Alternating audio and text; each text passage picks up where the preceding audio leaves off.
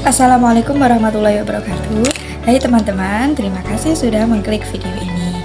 Pada video kali ini saya akan sedikit menjelaskan tentang pengelolaan atau managing proses dan sumber belajar pada pendidikan agama Islam untuk mata kuliah Teknologi Pendidikan dengan dosen pengampu Bapak Muhammad Rizal Rifai MPDI. Sebelum masuk ke dalam materi, izinkan saya untuk memperkenalkan diri saya. Nama saya Devita Nurina Zula. Saya mahasiswa semester 6 Prodi Pendidikan Agama Islam Fakultas Tarbiyah dan Ilmu Keguruan di Universitas Pangeran Diponegoro Nganjuk. Langsung saja kita masuk ke materi yang pertama, yaitu pengertian pengelolaan sumber belajar. Pengelolaan sumber belajar adalah kegiatan yang berkaitan dengan pengadaan, pengembangan atau produksi, pemanfaatan sumber belajar, terutama bahan dan juga alat untuk kegiatan pendidikan dan pembelajaran. Kemudian, sumber belajar. Apa itu yang disebut dengan sumber belajar?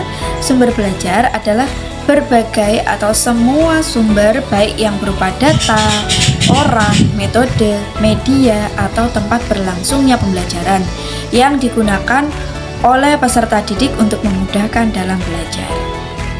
Selanjutnya, pengelolaan sumber belajar itu meliputi apa saja gitu. Yang pertama, perencanaan sumber belajar. Apapun kegiatannya, perencanaan merupakan hal yang sangat penting dilakukan dalam setiap kegiatan agar tidak terjadi kegagalan dan hasil yang kurang maksimal. Banyak ahli mengatakan bahwa perencanaan yang baik adalah 50% keberhasilan. Yang kedua, pengadaan sumber belajar. Langkah ini merupakan perwujudan dari perencanaan sumber belajar. Dalam pembuatan sumber belajar ada beberapa prinsip yang harus diperhatikan, yaitu yang pertama, sumber yang dibuat hendaknya multifungsi atau multiguna. Yang kedua, bahan mudah didapat di lingkungan sekitar dan juga murah. Yang ketiga, tidak menggunakan bahan yang berbahaya. Yang keempat, dapat menumbuhkan kreativitas. Yang kelima, dapat digunakan secara individu maupun kelompok. Yang keenam, dibuat sesuai tingkat perkembangan siswa. Dan yang terakhir ada penyimpanan dan pemeliharaan sumber belajar. Menyimpan dan memelihara sumber belajar merupakan hal yang penting yang dilakukan oleh guru. Hal tersebut dikarenakan penggunaan sumber belajar tidak hanya untuk satu kali.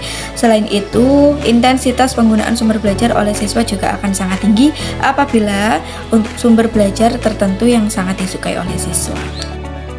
Nah, adapun sumber belajar itu apa saja sebenarnya? Yang pertama bisa berupa orang atau pendidik atau guru. Yang kedua ada data, bahan atau materi yang akan diajarkan.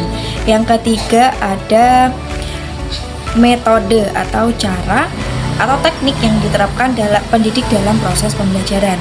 Dan media, alat yang digunakan untuk pendidik dalam proses pembelajaran. Semua sumber belajar ini antara satu dan yang lain itu saling berkaitan, jadi tidak dapat dipisahkan karena mereka saling berkaitan satu sama lain. Selanjutnya masih pada jenis-jenis sumber belajar. Yang pertama itu sumber belajar tercetak. Sumber belajar tercetak itu contohnya atau antara lain itu ada buku, majalah, kamus, ensiklopedia, dan lain-lain. Yang kedua ada sumber belajar non cetak. Sumber belajar non cetak itu contohnya seperti video, pembelajaran melalui sebuah video, PowerPoint, slideshow, dan lain-lain. Yang ketiga ada sumber belajar berupa fasilitas, yaitu fasilitas-fasilitas yang disediakan oleh sekolah untuk keberlangsungan proses kegiatan belajar mengajar. Contohnya seperti lapangan, perpustakaan, dan juga laboratorium. Yang keempat ada sumber belajar berupa kegiatan, yaitu kegiatan praktek seperti olahraga, praktek karya seni, dan lain sebagainya. Dan yang terakhir ada sumber belajar berupa lingkungan masyarakat, yaitu lingkungan yang sangat mendukung untuk seorang siswa melakukan proses belajar mengajar. Oke, selanjutnya ada kriteria dan fungsi sumber belajar. Dalam memilih sumber belajar harus memperhatikan beberapa kriteria sebagai berikut. Yang pertama, ekonomis, yaitu tidak harus terpatok pada harga yang mahal. Yang kedua, praktis, tidak memerlukan pengelolaan yang rumit, sulit, dan juga langka. Yang ketiga, mudah, dekat, dan tersedia di sekitar lingkungan kita.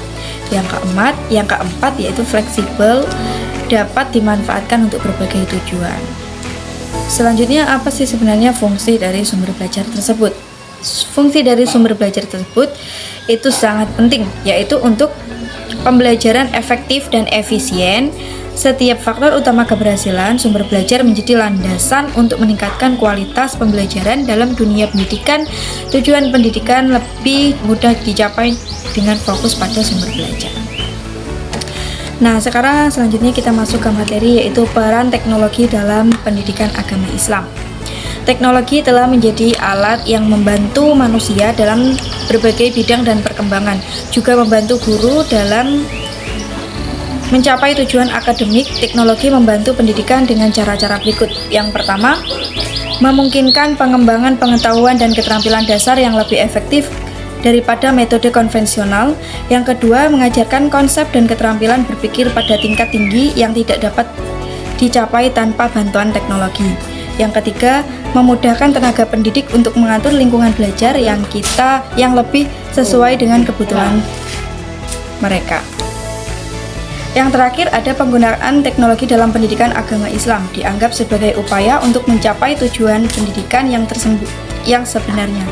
Selain itu, teknologi berguna dalam proses pembelajaran pendidikan agama Islam untuk memaksimalkan proses belajar mengajar dan meningkatkan pemahaman siswa tentang apa yang diajarkan oleh guru. Teknologi dalam pembelajaran pendidikan agama Islam membantu siswa memahami materi yang diajarkan oleh guru, seperti menggunakan internet untuk berkomunikasi dengan guru dan siswa, menggunakan aplikasi pertemuan, ruang untuk membuat ruang kelas berbasis internet, dan penggunaan media audiovisual.